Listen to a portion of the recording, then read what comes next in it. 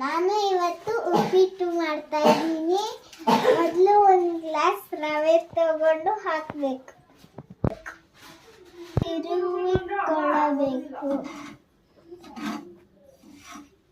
ಮೊದಲು ಒಂದು spoon oil ಹಾಕೊಂಡು ತಿರುಗಬೇಕು.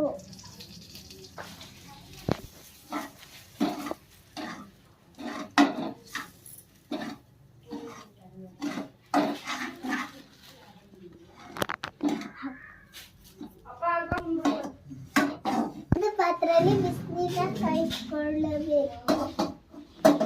ಒಂದು ಗ್ಲಾಸ್ ನೀರು ಹಾಕೋದು, 3 ಗ್ಲಾಸ್ ನೀರನ್ನು ಕಾಯಿಸಿಕೊಳ್ಬೇಕು.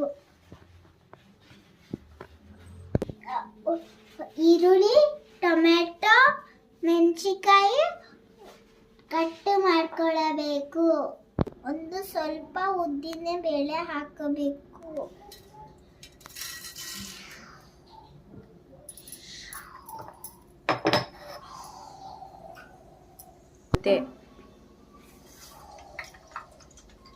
ಚಟಪಟ ಅಂತ ಇದೆ. ಈಗ ಈರುಳ್ಳಿ ಹಾಕಬೇಕು.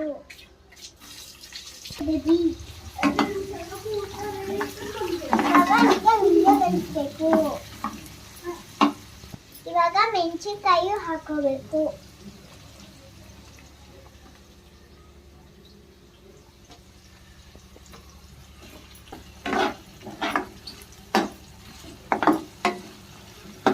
ಈಗ ಟೊಮೆಟೊನ ಹಾಕೋಬೇಕು.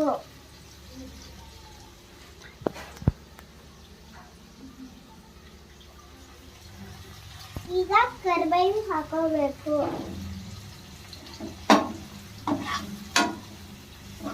ಸ್ವಲ್ಪ ಉಪ್ಪು ಹಾಕೋಬೇಕು. ಹಾಕೊಂಡು ಕಲಿಸಬೇಕು.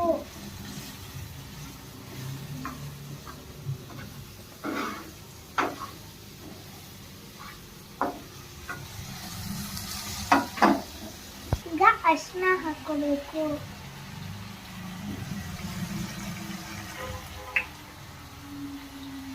ನೆನೆಸಬೇಕು.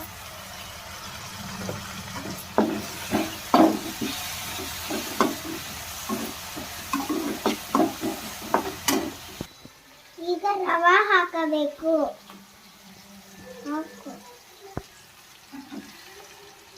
ಈಗ ಕಲಿಸ್ಕೋಬೇಕು. ನೀರು ಕಾದಿದ ನೀರು ಸುರಿಕೋಬೇಕು.